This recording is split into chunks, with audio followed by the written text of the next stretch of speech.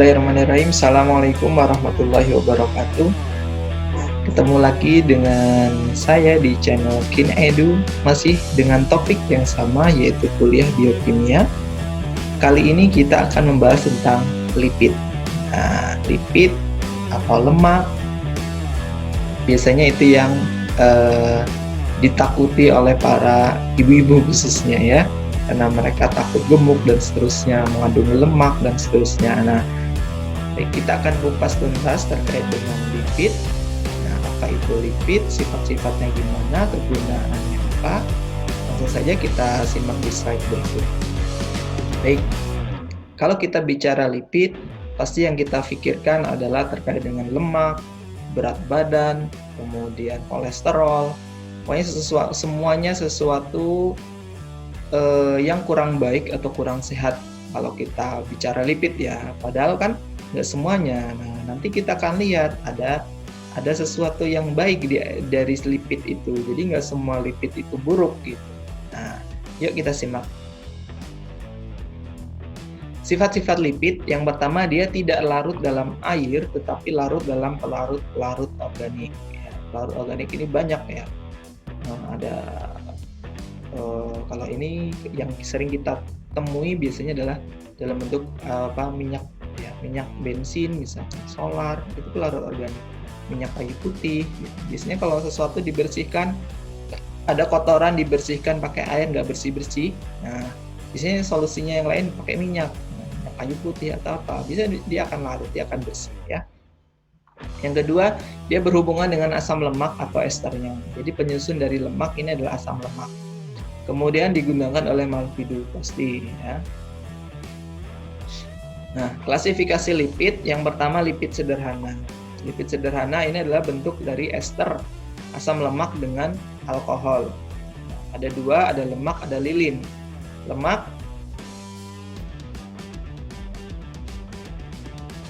Lemak ini adalah biasanya ester asam lemak dengan gliserol. Kalau dia bentuknya cair disebutnya minyak, kalau bentuknya padat disebutnya lemak. Nah, yang kedua lilin. Lilin adalah ester asam lemak dengan alkohol rantai panjang. Ya, jadi alkoholnya di sini yang rantai panjang. Tapi kalau dia lemak, alkoholnya berupa gliserol.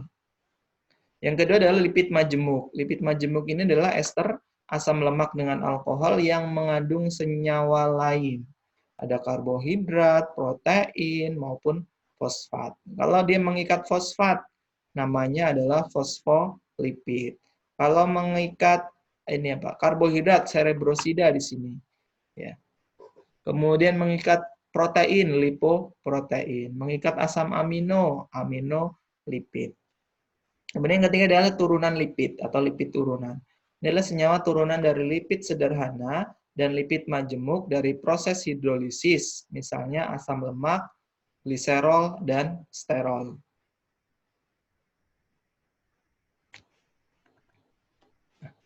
Penggolongan lipid berdasarkan kemiripan struktur kimianya, ada asam lemak, lilin, fosfolipid, sphingolipid, terpen, steroid, dan lipid kompleks. Ini akan kita kupas satu-satu.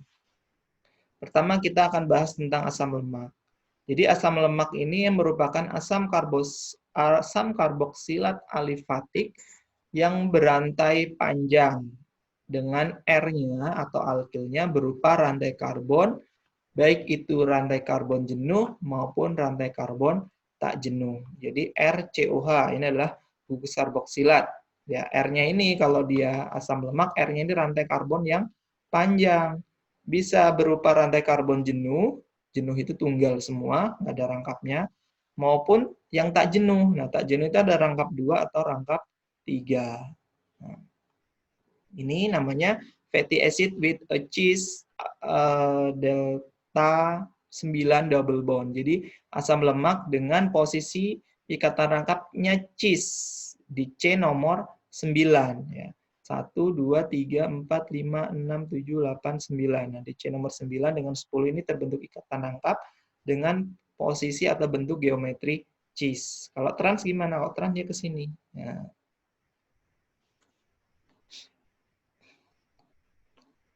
Kemudian ini juga sama. Ya. Ini adalah 18.21 delta 9 cis 9 octadecanoic acid ya. Asam octadecanoic, asam octadecanoat ya.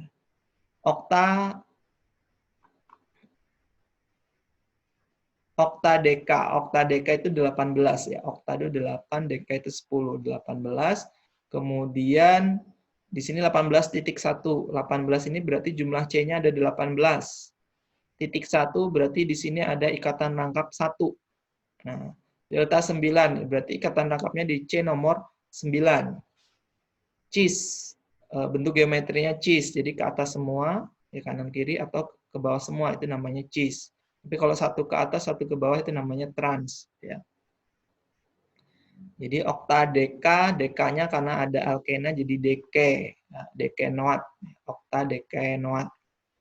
Kemudian ini adalah omega 3, ya, asam lemak omega 3, 20.25, 5, 8, 11, 14, 17, eicosapenta. Eicosapenta ini 25 ya, 20.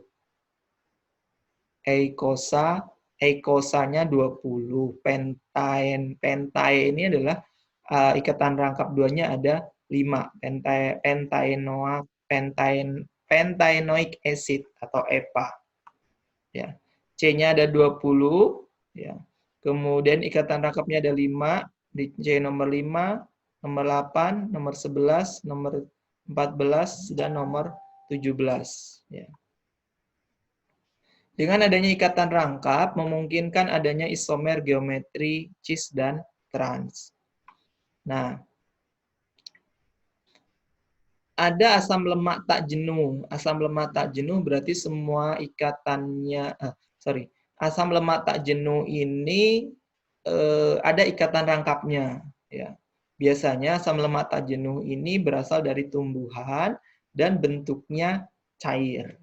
Nah, sedangkan asam lemak tak jenuh itu asam lemak jenuh ini semuanya ikatannya tunggal. Nah, biasanya dia berasal dari hewan dan bentuknya padat. Ini adalah tabel 17.2 adalah structures and melting points of common fatty acids ya. Struktur dan titik leleh dari asam-asam lemak yang umum. Ini golongan saturated ya. Saturated jenuh dan ini unsaturated tak jenuh. Jenuh berarti ikatannya tunggal semua. Di sini ada asam laurat, lauric acid, myristic acid, asam myristat, asam palmitat, asam stearat, ya, C-nya 12, 14, 16, 18, double bond-nya atau ikatan rangkapnya nggak ada. Melting point, titik lelehnya. Nah, kalau kita lihat, makin banyak atom karbonnya, ya, maka titik lelehnya juga semakin besar. Sumbernya ini dari kelapa, ada yang dari lemak hewan. Kemudian unsaturated, ya, lemak tak jenuh. Ya, tak jenuh. Ada asam palmitoleik, asam palmitoleat, asam oleat, asam linoleat. Biasanya akhirannya eat. Ya. Kalau ini akhirannya at, ini eat. Ya. Biasanya ada ikatan rangkapnya. Nah, ini ada yang satu, ada yang dua. Kan. Titik lelehnya, nah ini tak jenuh biasanya bentuknya cair. Nah, bentuknya cair, maka titik lelehnya dia rendah. Ya. Ada yang 0, 13, minus 9. Jadi suhu kamar kan 25 derajat Celcius. Kalau titik lelehnya di bawah suhu kamar, maka dia bentuknya cair. Beda dengan ini. Titik lelehnya di atas suhu kamar, di atas 25 atau 30. Maka ini bentuknya pasti dia padat. Ya. Ada butter, ada apa namanya? Minyak zaitun, kemudian minyak jagung, dan seterusnya. Nah, berikutnya lemak. Lemak ini merupakan ester asam lemak dengan gliserol. Gliserol ini adalah suatu trihidroksialkohol. Jadi, 3 gugus alkohol. Ya. 3 gugus hidroksialkohol yang terdiri dari 3 atom karbon. Nah ini, jadi ada C3, 3 atom karbon masing-masing mengikat gugus hidroksi, namanya gliserol. Gliserol berikatan dengan tiga asam lemak ini, ya, RCOOH, ya. Hari ini R1 aksen, R2 aksen, R3 aksen. Dan bentuklah trigliserida. Dan ini disebut dengan lemaknya. R-nya ini bisa sama atau bisa berbeda antara R aksen, R double aksen, dan R triple aksen. Proses hidrolisis lemak oleh asam basa atau enzim tertentu, bisa enzim lipase, akan menghasilkan asam lemak dan gliserol. Jadi kebalikannya ya.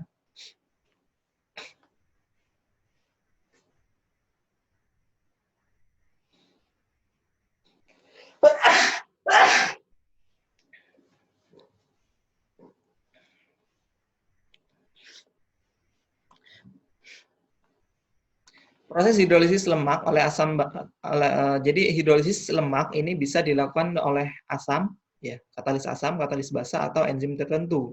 Biasanya adalah enzim lipase. Ini akan menghasilkan asam lemak dan gliserol. Yang ini dengan katalis asam, ya, dihidrolisis berarti bereaksi dengan air, katalis asam, terbentuklah gliserol dan 3 asam lemak. Ini dihidrolisis dengan suasana basah, terbentuk gliserol dan sabun. Ya. Ada namanya reaksi saponifikasi. Nah, ini salah satu contoh reaksi saponifikasi, reaksi pembentukan sabun. Jadi kalau pembentukan sabun ada apa namanya? Hasil sampingnya berupa gliserol. Lemak, ada lemak hewan, ada lemak tumbuhan. Lemak hewan atau lemak hewani berbentuk padat pada suhu ruang. Lemak nabati dari tumbuhan berbentuk cair pada suhu ruang. Nah, hewani ini biasanya lemak jenuh, nabati ini lemak tak jenuh. Lemak hewani dengan titik lebur tinggi mengandung asam lemak jenuh. Nah, kan. Lemak nabati berwujud cair mengandung asam lemak tak jenuh. Nah, untuk analisis lemak, biasanya di laboratorium, biasanya ada 3 yang dianalisis. Yang pertama adalah angka penyabunan. Angka penyabunan ini menunjukkan banyaknya miligram KOH yang dibutuhkan untuk menghidrolisis 1 gram lemak. Besarnya angka penyabunan menunjukkan berat mol rata-rata dari lemak atau minyak. Yang kedua adalah angka iod. Angka iod ini dia menunjukkan ketidakjenuhan asam lemak. Jadi menentukan dia lemaknya jenuh atau tak jenuh, ya, dari angka iodnya. Angka iod adalah banyaknya gram iodin yang dapat bereaksi dengan 100 gram lemak. Yang ketiga adalah angka asam. Banyaknya miligram KOH yang dapat bereaksi dengan asam lemak bebas yang terdapat dalam 1 gram lemak atau minyak. Jadi angka asam ini menentukan asam lemak bebasnya ada berapa banyak.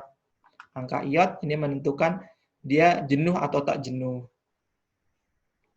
Kalau ini angka penyabunan untuk menentukan berapa banyak KOH yang dibutuhkan untuk menghidrolisis, ya, untuk hidrolisis.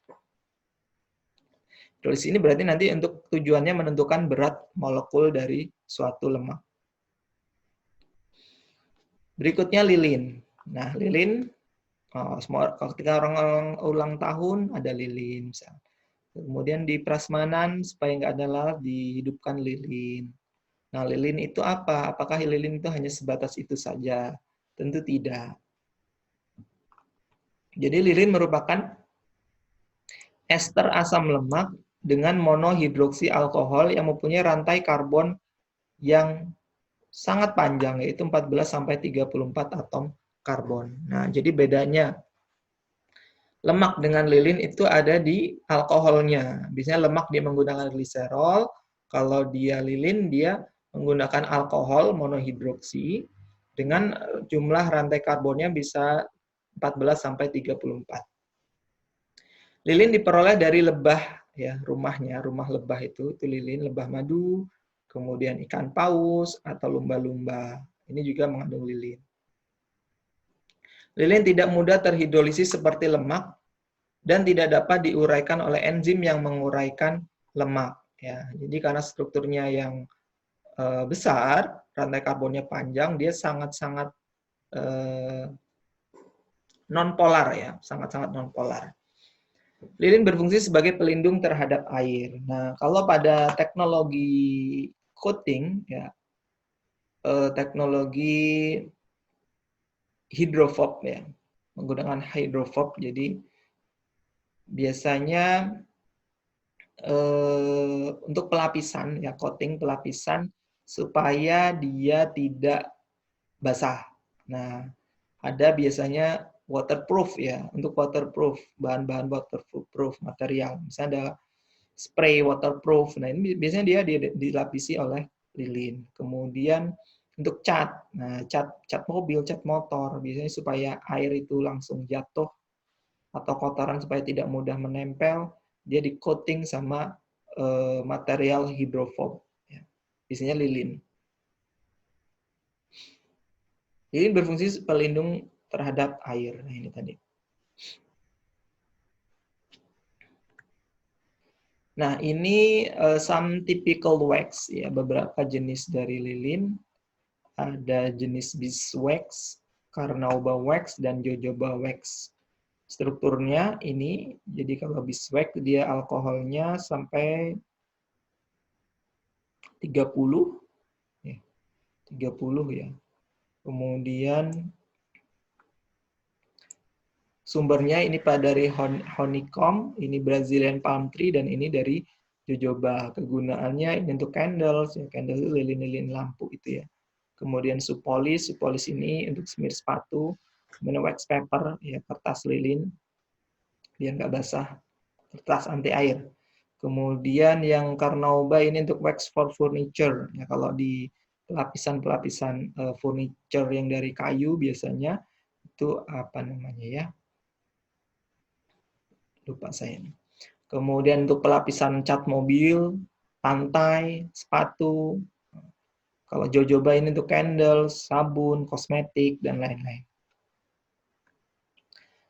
Nah, kemudian fosfolipid. Fosfolipid berarti lipid yang terikat pada gugus fosfat atau fosfogliserida. Ini merupakan suatu gliserida yang mengandung fosfor dalam bentuk ester asam fosfat dan merupakan turunan atau derivat dari asam fosfatidat. Nah, ini asam fosfatidat. Di sini ada gugus fosfatnya ya, asam fosfatidat.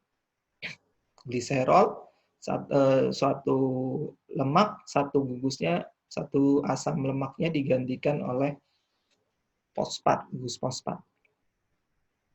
Gugus yang terikat asam fosfatidat ada kolin, berarti dia disebutnya nanti fosfatidilkolin. Kalau dia yang terikat etanol amin namanya fosfatidil etanol amin. Kalau yang terikat serin fosfatidil serin, inositol fosfatidil inositol.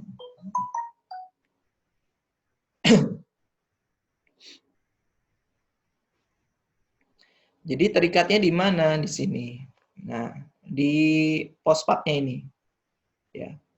Terikatnya gugus-gugus tadi ada di fosfatnya, kolinnya misalkan. Kalau asam fosfatidat maka tadi mengikatnya H. Kalau ini etanol amin bentuknya ini CH2 NH3+. Kolin CH2 CH2N plus CH3 3 kali dan seterusnya. Nah, di sini dia terikatnya. Ini inositol yang terikat di sini, maka ini namanya fosfatidil inositol. Kalau ini H berarti namanya apa? Asam fosfatidat. Kalau ini kolin, nah seperti ini kolin, maka namanya fosfatidilkolin. Ininya sama, ya gugus yang lain sama. COR2, COR1. Sphingolipid, ini juga turunan, lipid turunan, derivat dari sphingosine, yang mempunyai rantai hidrokarbon yang panjang dan gugus amino. Gugus amino pada sphingosine dapat membentuk ikatan amida dengan asam lemak sehingga membentuk ceramida. Ini sphingosine, ini ceramida. Bedanya di mana? Di sini. Ya, bedanya di sini. Jadi NH3+. Kalau dia mengikat asam lemak, ya mengikat asam lemak RCO, namanya ceramida.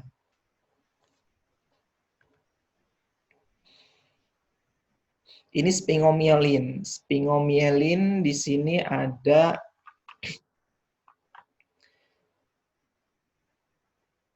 Sphingosine, jadi yang hitam ini gugus struktur sphingosine, mengikat asam lemak di sini, tadi namanya ceramida, dan mengikat gugus fosfat di sini, fosfokolin. Fosfokolin.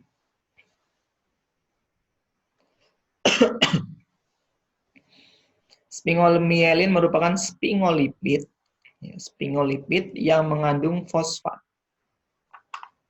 Ini fosfatnya. Terdapat pada jaringan saraf dan otak.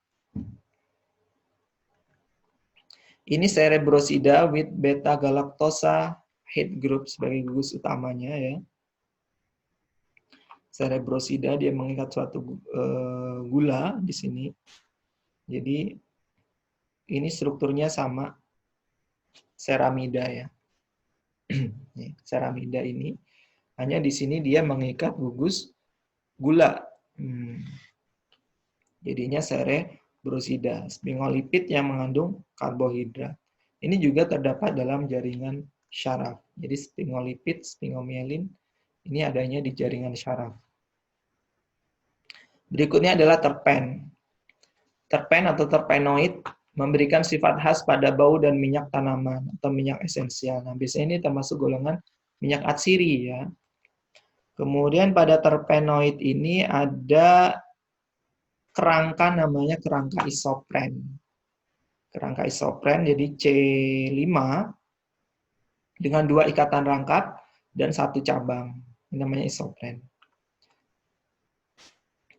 Terdiri atas kelipatan dari 5 atom karbon isoprena, dapat berupa rantai lurus, siklik, atau kombinasi rantai lurus dan siklik. Contoh senyawa terpen ada sitrol, pinen, geraniol, kamfer, karoten, vitamin A, fitol, dan squalen. Ini contoh dari terpenoid ada sitral dan pinen, ya, sitral dan pinen. Jadi bedanya di mana? Di sini dia. CHO ini. Sitral A dan sitral B. Sitral A ini bentuknya trans. Kenapa trans? Jadi gugus yang besar ini ke atas, ini gugus yang besar ke bawah, berseberangan, berarti dia trans. Sedangkan ini cis. Gugus yang besar ke bawah, gugus yang besar ke bawah. Nah, dia bentuknya cis. Ini pinen. Semuanya ini ada kerangka isoprennya. 1, 2, 3, 4, 5. Ini 1 isopren, ini 1 isopren. Jadi ini 2 isopren. Berikutnya adalah steroid. Steroid, kalau pernah dengar kolesterol, nah kolesterol ini golongan dari steroid ini. Berapa kadar kolesterolnya? Misalnya, kalau udah berumur di atas 30, 40, nah itu biasanya kolesterolnya udah perlu diwaspadai. Steroid terdapat pada sel hewan dan manusia. Dia bentuknya tidak berwarna, tidak berbau.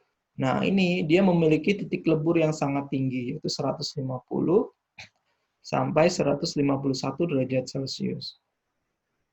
Dan ini ada di pembuluh darah, ada di saluran darah. Jadi kalau ini kan bentuknya padat ya. Mengapa orang bisa stroke? Pembuluh darahnya pecah, akhirnya dia stroke. Ini dia aliran darahnya tersumbat oleh namanya steroid. Steroid terdiri dari 3 cincin sikloheksan, 1 cincin siklopentan, dan tidak mengandung asam lemak. Nah, 3 cincin sikloheksan, jadi 3 segi 6, dan 1 cincin siklopentan. Ini inti steroid. Nah, ini beberapa turunan dari steroid, ada testosteron, hormon testosteron, ada kortison, vitamin D, dan kolesterol. Jadi, kalau kita bicara steroid atau lipid, ya tidak semuanya itu buruk ya. Semuanya nanti ada manfaatnya. Contoh testosteron, ini hormon laki-lakian ya, kelaki-lakian. Jadi kalau laki-laki nggak punya hormon ini, nggak mungkin ya, nggak disebut laki-laki. Karena kadarnya tinggi atau dia rendah. Vitamin D ini kan untuk pembentukan tulang ya. Kemudian kolesterol, ada kortison, dan ada hormon-hormon yang lain. Yang pertama kolesterol. Ini struktur dari kolesterol. Pada tubuh manusia, kolesterol terdapat dalam darah, empedu, kelenjar adrenal bagian luar, dan jaringan syaraf. Nah, dia adanya di sini. Biasanya dia makin lama makin banyak, karena bentuknya padat, lama-lama dia menyumbat aliran darah. Nah, apalagi kalau aliran darah sampai ke saraf, nah itu bisa jadi stroke dan seterusnya. Kolesterol dibuat atau disintesis di dalam hati. Analisis kolesterol secara kuantitatif melalui reaksi Lieberman-Burchard. Jadi kalau ada namanya analis kesehatan ya, untuk menentukan kadar kolesterol, ya biasanya yang dipakai dasarnya adalah Lieberman-Burchard ini. Kemudian sekarang ada yang test pack ya, test pack kolesterol itu ya sama sebenarnya. Reaksi dasarnya juga ini. Ini hormon-hormon dari turunan steroid ya, ada hormon testosteron, androgen, ini diproduksi di testis. Kegunaannya untuk development of male organ, jadi untuk perkembangan organ-organ kelaki-lakian. Kemudian karakteristik seksual dari laki-laki meliputi otot dan rambut-rambut di muka ya, kumis, janggut, dan seterusnya. Kemudian pembentukan sperma juga dibutuhkan hormon testosteron ini. Ada estradiol, estrogen, ini diproduksi di ovarium. Ini untuk fungsinya untuk perkembangan karakteristik seksual perempuan, untuk ovulasi. Ada progesteron diproduksi di ovarium juga. Ini untuk persiapan untuk fertilisasi, ya, pembuahan sel telur. Kemudian ada nortindron, ini hormon sintetis ya, sintetis buatan, progestin sintetis, biasanya digunakan sebagai kontrasepsi, ya, pil KB. Jadi untuk kontrasepsi berbasis hormon biasanya dipakai ini, baik itu pil maupun susuk, ya biasanya digunakan ini. Suntik juga. Nah, sekarang adalah lipid kompleks. Ini merupakan lipid yang bergabung dengan senyawa lain, misalnya protein, ada lipoprotein, kemudian karbohidrat, ada lipopolisakarida.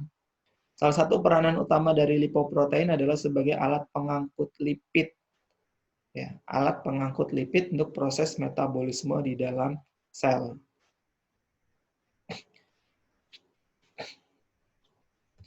Nah, ini lipoprotein dalam plasma darah, adanya di mana? Di sini fosfolipid nih, yang biru-biru ini.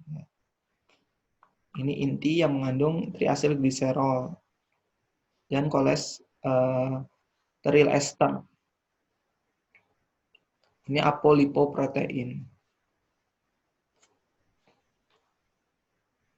Pada kulit, pada dinding sel bakteri gram negatif, ya. Ini ada di lapisan luar ya, luar dan lapisan plasma. Ini yang apa warnanya ini? Oranye lipopolisakarida. Kegunaan lipid, penyimpan energi dan transport. Jadi sebenarnya kalau ditanya sumber energi terbesar itu adalah lipid, bukan karbohidrat. Jadi kalau biosintesis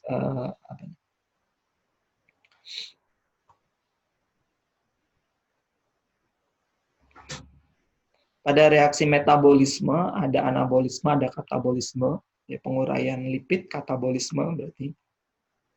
Energi yang dihasilkan dari katabolisme lipid ini jauh lebih besar daripada karbohidrat. Kemudian struktur membran plasma, komponen dinding sel, penyampai kimia, lemak dan minyak sebagai cadangan energi yang 2 kali lebih besar daripada glukosa. Sudah tadi saya baru saja jelaskan. Ini terdapat pada kutikula daun dan batang tumbuhan untuk mencegah kehilangan air dan melindungi tumbuhan dari serangan patogen. Nah, dia ada tumbuhan itu menyerap air. Nah, supaya airnya nggak keluar, dia dilindungi oleh lapisan lilin. Baik, saya kira itu demikian penjelasan singkat terkait dengan lipid. Kalau ada yang butuh didiskusikan, ada yang mau ditanyakan, silakan dicantumkan di kolom komentar atau di classroom dari masing-masing. Dari saya, kalau ada kesalahan, saya mohon maaf. Jangan lupa like, subscribe, dan komen. Terima kasih. Assalamualaikum warahmatullahi wabarakatuh.